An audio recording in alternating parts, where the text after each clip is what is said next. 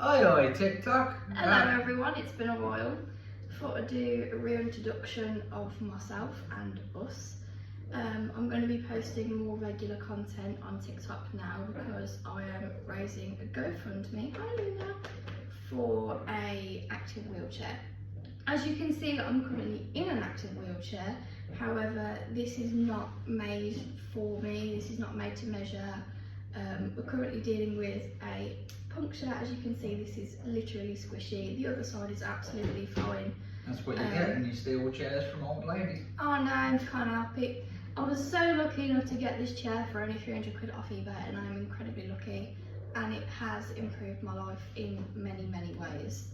However, my hypermobile Ehlers-Danlos syndrome, which I only got diagnosed with a year ago, and I'm still learning how to manage that, has gotten worse. My subluxations are regular, and apparently trying to put wheelchairs in the car and just pushing home from Mazda caused me to entirely pull my whole shoulder blade out of place, and I then couldn't use my shoulder all day. I constantly get knee subluxations and I have bruises on my knees. I didn't know it was that kind of video. Can't even see because of the light. Right, I get bruises on, oh my god, this lighting's horrendous. But I get bruises on my knees where the bone pops out on the side. It's usually my right knee, to be honest. But Excuse me, madam. Bumped into you. So if I decide to be a bit too cocky, think, I'm fine, don't need my chair, then I'll end up stretching my leg too far like I did the other week and completely dislocate my knee, and then was stuck in my chair for like a day and a half until it decided to put itself back into place, because my knee's like the only thing, well, my knee and my shoulder. If it's like really minor with like just this socket bit, then Jamie usually puts it back into place, but it was like the whole like spine of scapular bit of the whole thing was just fully gone, and it was incredibly painful. My FND has gotten worse. My seizures have got a lot more violent now, as Jamie can attest to. Yes. What's your... They broke into several people's homes the other night. They've got GBH, they've got asthma.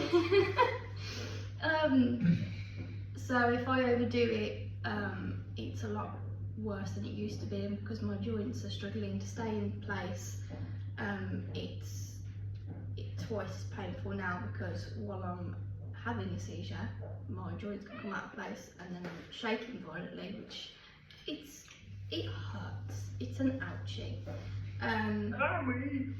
I also had on a larger scale, people with FND that follow me will know we're all used to like maybe 6 to 12 hours or 24 hours of partial paralysis. I had 3 days worth of it was 3 days long essentially, where I had partial paralysis, which was a big shock to me. And again, if I didn't have this lovely second-hand chair, then I would have been completely bedbound, wouldn't have been able to do anything, and yeah. So we went to Nadex, as you would have seen. We did indeed. And we got some quotes from the lovely RGK. This chair itself is a very old, but still an RGK chair. No space for the leg. No, this is why you drive and I don't.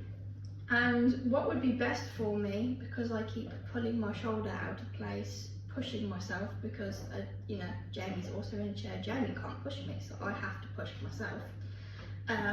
Would be e-motion wheels on a rigid frame. Now, because of the cost of that, it's going to make it a lot more expensive, and I am on the waiting list for an NHS wheelchair. However, even with that, I'm still going to need some electric element, because I keep injuring myself essentially. And I've left it a while because I just thought things would just not get worse. I thought maybe things would pause for a bit or get better, and they just haven't. I'm just getting worse. So I've made the executive decision to start making more content, and what I'm going to be doing is doing like tips and tricks videos, things I've learned since being in a manual wheelchair, and just tips in general since becoming more disabled. while I'm going to be raising awareness for this GoFundMe, so if anybody finds something helpful and they're able to donate, then at least I've given you something back, helpful information,